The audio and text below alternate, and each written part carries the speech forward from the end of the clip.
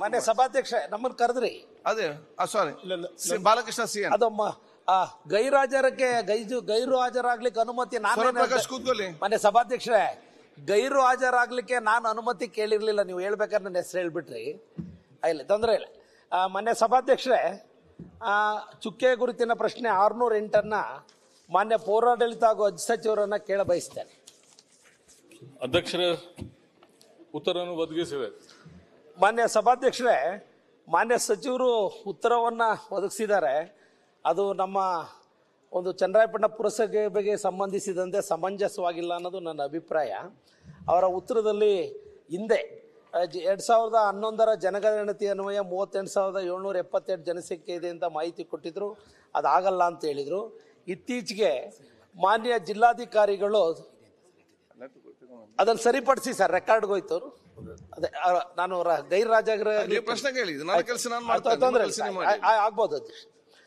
ಇತ್ತೀಚೆಗೆ ಮಾನ್ಯ ಜಿಲ್ಲಾಧಿಕಾರಿಗಳು ಚನ್ನರಾಯಪಟ್ಟಣ ಪುರಸಭೆ ವ್ಯಾಪ್ತಿಯ ಜನಸಂಖ್ಯೆ 58,575 ಎಂದು ಪರಿಗಣಿಸಿ ನಗರಸಭೆಯನ್ನಾಗಿ ಮೇಲ್ದರ್ಜೆಗೇರಿಸತಕ್ಕಂಥ ಪ್ರಸ್ತಾವನೆಯನ್ನು ಕಳಿಸಿದ್ರು ಮಾನ್ಯ ಅಧ್ಯಕ್ಷೆ, ಮಾನ್ಯ ಸಚಿವರಿಗೆ. ಅದು ಮಾನದಂಡ ಪೂರೈಸದ ಕಾರಣ ಅಂತ ಅದನ್ನು ಆಗಲ್ಲ ಅಂತ ನೀವು ಉತ್ತರ ಕೊಟ್ಟಿದ್ದೀರಿ. ಮಾನ್ಯ ಸಭಾಧ್ಯಕ್ಷೆ, ಮಾನ್ಯ ಸಚಿವರಿಗೆ ತಮ್ಮ ಮೂಲಕ ವಿನಂತಿ ಮಾಡ್ತಕ್ಕಂಥದ್ದು, ಇವತ್ತು ಚನ್ನರಾಯಪಟ್ಟಣ ಪುರಸಭೆ ವ್ಯಾಪ್ತಿನಲ್ಲಿ 17,493 ಮನೆಗಳಿಗೆ ವಿದ್ಯುತ್ ಸಂಪರ್ಕವನ್ನು ಕಲ್ಪಿಸಲಾಗಿದೆ. 5,095 ಸ್ಮಾಲ್ ಕಮರ್ಷಿಯಲ್ ವ್ಯಾಪ್ತಿಗೆ ವಿದ್ಯುತ್ ಸಂಪರ್ಕ ಕಲ್ಪಿಸಿದೆ. ಸ್ಮಾಲ್ ಸ್ಕೇಲ್ ಇಂಡಸ್ಟ್ರೀಸ್ಗಳಿಗೆ 495ಕ್ಕೆ ವಿದ್ಯುತ್ ಸಂಪರ್ಕ ಕಲ್ಪಿಸಿದೆ. ಈ ಆಧಾರದ ಮೇಲೆ ನಾನೊಬ್ಬ ಆ ಕ್ಷೇತ್ರದ ಪ್ರತಿನಿಧಿಯಾಗಿ 3ನೇ ಬಾರಿ ಸದನಕ್ಕೆ ಬಂದಿದ್ದೇನೆ. ಇವತ್ತು ಮಾನ್ಯ ಸಭಾಧ್ಯಕ್ಷರೇ, 70,000ಕ್ಕಿಂತಲೂ ಕೂಡ ಅಧಿಕ ಪ್ರಜಾಸಂಖ್ಯೆ ಇವತ್ತು ಚನ್ನರಾಯಪಟ್ಟಣ ಪುರಸಭೆ ವ್ಯಾಪ್ತಿನಲ್ಲಿದೆ. ಮಾನ್ಯ ಸಭಾಧ್ಯಕ್ಷ, ಇದು ಹೇಳ್ಬಿಡ್ತೀವಿ ದಯಮಾಡಿ ಸಭಾಧ್ಯಕ್ಷ. ಜೊತೆಗೆ ಒಂದು ನಮ್ಮ ಚನ್ನರಾಯಪಟ್ಟಣ ಪುರಸಭೆ ವ್ಯಾಪ್ತಿನಲ್ಲಿ ಎಲ್ಲ ಶಾಲಾ ಕಾಲೇಜುಗಳು 17,000 ಜನ ವಿದ್ಯಾರ್ಥಿಗಳು ಬರ್ತಾರೆ. ಚನ್ನರಾಯಪಟ್ಟಣ ನಗರದಲ್ಲಿ 10,000 ಜನ ವಿದ್ಯಾರ್ಥಿಗಳಿರ್ತಾರೆ. ಒಂದು ನಿಮಿಷ, ಈಗ ಏನು ಮಾನ್ಯ ಸಚಿವರು ಇದಕ್ಕೆ ಮಾನದಂಡಗಳನ್ನು ಪೂರೈಸಿಲ್ಲ ಅನ್ನೋ ಮಾಹಿತಿನ ಉತ್ತರ ಕೊಟ್ಟಿದ್ದಾರೆ. ದಯಮಾಡಿ ಚನ್ನರಾಯಪಟ್ಟಣ ಪುರಸಭೆ 5-6 ಜಿಲ್ಲೆಗೆ ಕನೆಕ್ಟಿವಿಟಿ ಇರ್ತಕ್ಕಂಥದ್ದು, ಅದು ನಗರಸಭೆಯಾಗಿ ಮೇಲ್ದರ್ಜೆಗೆ ಏರಿಸ್ತಕ್ಕಂಥದ್ದು ಬಹುಮುಖ್ಯವಾದಂಥ ಜವಾಬ್ದಾರಿ ಸರ್ಕಾರದ್ದಾಗಿದೆ. ಅದ್ರ ಜೊತೆಗೆ ಒಂದು ನಮ್ಮ ಬಸ್ ಸ್ಟ್ಯಾಂಡ್ ಇದೆ. ಇಲ್ಲ ಸಭಾಧ್ಯಕ್ಷ, ಹೇಳ್ಬೇಕು ಆಗ್ಬೋದು. ಬಾಲಕೃಷ್ಣ ಅವರು TMCಲಿಂದ CMC ಮಾಡಬೇಕಂತ ಪ್ರಶ್ನೆ ಕೇಳಿದ್ದಾರೆ. ಆದರೂ 11 ಸೆನ್ಸಸ್ ಪ್ರಕಾರ ಅಲ್ಲಿ ಕಡಿಮೆ ಆಗಿದೆ. ಮತ್ತೆ FD ಅವರು ಫೈಲ್ ರಿಜೆಕ್ಟ್ ಮಾಡಿ ಕಳಿಸಿದ್ದಾರೆ. ಮತ್ತೊಂದು ಸಲ DC ಪ್ರಪೋಸಲ್ ತಗೊಂಡು ನಾನು ಎಕ್ಸಾಮಿನೇಷನ್ ಮಾಡಿ ಫೈನಲ್ ಕನ್ಸಿಡರ್ ಮಾಡ್ತೇನೆ. ಸಭಾಧ್ಯಕ್ಷರೇ, ಈಗ ಮಾನ್ಯ ಸಚಿವರು ಉತ್ತರ ಕೊಟ್ಟಿದ್ದಾರೆ, ಸ್ವಾಗತ ಮಾಡ್ತೇನೆ. ನಾನು ತಮಗೆ ಈ ಮೂಲಕ ಆ ಪ್ರತಿನಿಧಿಯಾಗಿ ನಿಮಗೆ ಮನವರಿಕೆ ಮಾಡ್ತಕ್ಕಂಥದ್ದು, ಸಂಬಂಧಪಟ್ಟಂತ ಒಂದು ಅಧಿಕಾರಿಗಳ ತಂಡನೇ ತಾವು ಕಳಿಸಿದ್ರೆ ಸೂಕ್ತವಾಗಿ ಪರಿಶೀಲನೆ ಮಾಡಿ. ಯಾಕೆಂದ್ರೆ ಮಾನ್ಯ ಸಭಾಧ್ಯಕ್ಷೆ, ಪೌರ ಕಾರ್ಮಿಕರು ಕಡಿಮೆ ಇದೆ, ದಿನ ದಿನ ವಸತಿ ಪ್ರದೇಶ ದೊಡ್ಡ ಪ್ರಮಾಣದಲ್ಲಿ ಬೆಳೀತಾ ಇದೆ. ಒಂದು ದಿವಸಕ್ಕೆ 2,053 ಬಸ್ಗಳು ಗಂಭೀರವಾಗಿ ತೆಗೆದುಕೊಂಡು ನಗರಸಭೆಯಾಗಿ ಮೇಲ್ದರ್ಜೆಗೇರಿಸಬೇಕು ಅನ್ನೋದು ಮತ್ತೊಮ್ಮೆ ಮನವಿ ಮಾಡ್ತಿದ್ದೆ. ಅಧ್ಯಕ್ಷರೇ, ಒಂದು ನಿಮಿಷ ಮುಗೀತಲ್ಲ ತಡ್ಡಿ ಸರ್. ಅಧ್ಯಕ್ಷರೇ, ಇದೇ ಪ್ರಶ್ನೆ ಬಂಗಾರಪೇಟೆಯಲ್ಲಿ ಕೂಡ ಇದೇ ಪ್ರಶ್ನೆ ಆಗಿದೆ ಅಧ್ಯಕ್ಷರೇ.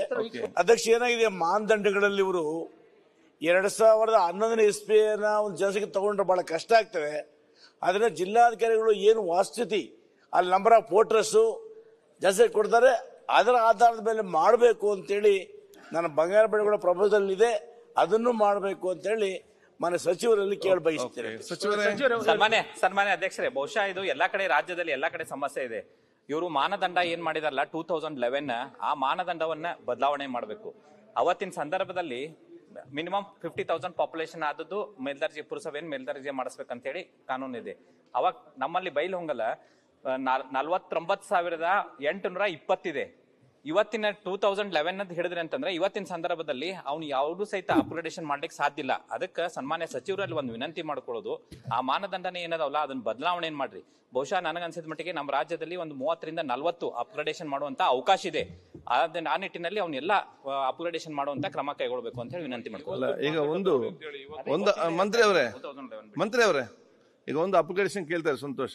ಮತ್ತೆ ಅಪ್ಗ್ರೇಡೇಷನ್ ಆದ ಪರಿಸ್ಥಿತಿ ಇದಕ್ಕೆ ಚಿಂತಾಜನಕ ಇದೆ. ಸಿಟಿ ಮುನ್ಸಿಪಾಲ್ ಆದದ್ದು ಅಲ್ಲಿ ಒಂದು ಕರೆಕ್ಟ್ ಆಗಿ ಇಂಜಿನಿಯರ್ಸ್ ಇಲ್ಲ, ಸ್ಟಾಫ್ ಇಲ್ಲ, 10% ಆಫ್ ಇದಿಲ್ಲ. ಅದನ್ನು ಸರಿಪಡಿಸಿಕೊಂಡೇ ಇದ್ದದನ್ನೇ ಸರಿಪಡಿಸಬೇಕು. ಸರ್ ಅಪ್ಗ್ರೇಡೇಷನ್ ಸನ್ಮಾನ್ಯ ಅಧ್ಯಕ್ಷರೇ, ಅಪ್ಗ್ರೇಡೇಷನ್ ಅದು ಅಂದ್ರೆ ಆಮೇಲೆ ಆಟೋಮೆಟಿಕ್ಲಿ ಆಯ್ತು, ಕೂತ್ಕೊಳ್ಳಿ. ಈಗ ನಾವು ಬೇಡ ಅಂತ ಹೇಳಿಲ್ಲ, ಬೇಡ ಅಂತ ಹೇಳಿಲ್ಲ, ಚರ್ಚೆ ಬೇಡ, ಅಪ್ಗ್ರೇಡೇಷನ್ ಆದ್ಮೇಲೆ ಅದನ್ನೆಲ್ಲ ಬೇಡ ಅಂತ ಹೇಳಿಲ್ಲ. ಆಧಾರ ಪರಿಸ್ಥಿತಿ ಚಿಂತಾಜನಕ ಅಂತ ಹೇಳಿದ್ದೆ ನಾನು. ನೆಕ್ಸ್ಟ್ ಉತ್ತರ ಕೊಡಿ. ಸರಿ ಇದೆ, ಇಡೀ ರಾಜ್ಯದ ಸಮಸ್ಯೆ ಅಧ್ಯಕ್ಷ. ಈಗ ಗ್ರಾಮ ಪಂಚಾಯತಿನ ಪಟ್ಟಣ ಪಂಚಾಯತಿ ಮಾಡ್ಬೇಕು ಅಂತ ಮಾಡಿದ್ರು, ಪಟ್ಟಣ ಪಂಚಾಯತಿನ ಪುರಸಭೆ ಮಾಡ್ಬೇಕಂತ ಮಾಡಿದ್ರು, ಪುರಸಭೆನ ನಗರಸಭೆ ಮಾಡ್ಬೇಕು, ಮಹಾನಗರ ಪಾಲಿಕೆ ಮಾಡ್ಬೇಕು. ಇದಕ್ಕೊಂದು ಹಳೇದ 2011 ಸೆನ್ಸಸ್ ಬೆಂಚ್ ಮಾರ್ಕ್ ಮಾಡ್ಕೊಂಡ್ಬಿಟ್ಟ. ನಾನು ನವಲಗುಂದ ಮತ್ತು ಅನಿಗಿರಿ ನನ್ನ ಪುರಸಭೆನೂ ಆಗ್ಬೇಕು, ನಗರಸಭೆ ಆಗ್ಬೇಕು ಅಂತೀವಿ. ಅದಕ್ಕೆ ನಾನು ಮಾನ್ಯ ಸಚಿವರಿಗೆ ಇಡೀ ರಾಜ್ಯದ ಸಮಸ್ಯೆ ಸುರೇಶರು ಮತ್ತು ತೀರ್ಮಾನಕ್ಕೆ ಬರಲಿ ಅಂತ ಹೇಳಿದ್ರಲ್ಲ. ಕೋನರೆಡ್ಡಿ ಚರ್ಚೆ ನಿಮ್ಮ ಪಾಯಿಂಟ್ ಹೇಳಿದ್ರಿ. ಕೋನರೆಡ್ಡಿ ಅವರೇ ವಿಶ್ವನಾಥನ ಒಂದ್ ಸೆಕೆಂಡ್ ಗಂಭೀರವಾದ ಇಡೀ ರಾಜ್ಯದ ನಂದು ಅದಕ್ಕೆ ಸ್ವಲ್ಪ ದಯವಿಟ್ಟು ಮಾನ್ಯ ಕೋನರೆಡ್ಡಿ ಅಣ್ಣ, ನಾನು ನೀವು ಏನು ಮಾಡಿ ವಿಶ್ವನಾಥ್ ಅಲ್ಲಿ ಯಾಕೆ ಮಾತಾಡ್ತೀರಿ? ಅಧ್ಯಕ್ಷರೇ, ತಾವ್ ಹೇಳಿ ಸರಿ ಐತೆ. ನಾವು ಕೂಡ ನಗರಸಭೆಗಳಾಗ್ಬಿಟ್ರೆ ಸಿಕ್ಕಾಪಟ್ಟೆ ಗ್ರಾಂಟ್ ಬರ್ತದೆ ಅಂತ ಹೇಳಿ ನಾನು ಒಂದು ನಗರಸಭೆ ಮಾಡ್ಕೊಂಡೆ. ಸ್ಟಾರ್ಟಿಂಗ್ ಅಲ್ಲಿ ನಗರೋತ್ಥಾನದಲ್ಲಿ ಬಿಟ್ರೆ ಇವತ್ತವರೆಗೂ 2 ವರ್ಷ ಮಂತ್ರಿಗಳು ಇಲ್ಲೇ ಅವ್ರೆ, ಒಂದು ನಯಾ ಪೈಸಾ ಬರ್ಲಿಲ್ಲ. ನಮ್ಗೆ ವಾಪಸ್ ಗ್ರಾಮ ಪಂಚಾಯತಿ ಮಾಡ್ಬಿಟ್ರೆ ಒಳ್ಳೇದು. ಅದರಲ್ಲೇ ಏನಾದ್ರು ಒಂದ್ ಸ್ವಲ್ಪ ನಾವು ಮಾಡ್ಕೊಂತೀವಿ. ಪಾಪ ಸಚಿವರು ನಾವು ನಿಂತ್ಕೊಂಡು ಏನ್ ಮಾಡೋದು, ಸಹಾಯಕರಾಗಿದ್ದಾರೆ. ಅದರದ್ದು ಅಪ್ಗ್ರೇಡೇಷನ್ ಮಾಡೋದು ಇಂಪಾರ್ಟೆಂಟ್ ಅಲ್ಲ, ಅದಕ್ಕೆ ಬೇಕಾಗಿರ್ತಕ್ಕಂಥ ಸಿಬ್ಬಂದಿ, ಮೂಲಭೂತ ಸೌಕರ್ಯ ಎಲ್ಲ ಕೊಡಂಗಿದ್ರೆ, ಸಾಮರ್ಥ್ಯ ಇದ್ರೆ ಅದನ್ನ ಅಪ್ಗ್ರೇಡೇಷನ್ ಮಾಡ್ಲಿ. ಇಲ್ಲಾಂದ್ರೆ ದಯವಿಟ್ಟು ಮಾಡಕ್ ಹೇಳ್ದಂಗೆ ಪರಿಸ್ಥಿತಿ ಎಲ್ಲ ಹಂಗೆ. ನಗರಸಭೆಗಳು ಎಲ್ಲ ಅವ್ರು ಬರುವಂತ ದುಡ್ಡಲ್ಲಿ ಖರ್ಚು ಮಾಡ್ಬೇಕು ಸಭಾಧ್ಯಕ್ಷ. ಎಲ್ಲಾನು ಸರ್ಕಾರದಿಂದ ಫಂಡ್ ಕೇಳ್ಬಿಟ್ರೆ ನಗರಸಭೆ ಪುರಸಭೆಗಳು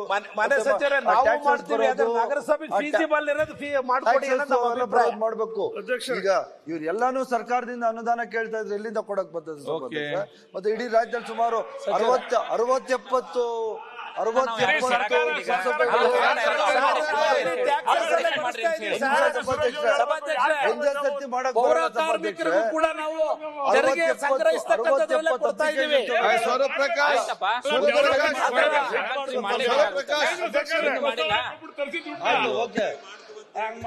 ಸ್ವಪ್ರಕಾಶ್ ಕೂತ್ಕೊಳ್ಳಿ ಫಸ್ಟಿಗೆ. ಅಧ್ಯಕ್ಷರೇ ದದಲ್ ಕೂತ್ಕೊಳ್ಳಿ, ದದಲ್ ಮುಂದೆ ಕೂತ್ಕೊಳ್ಳಿ.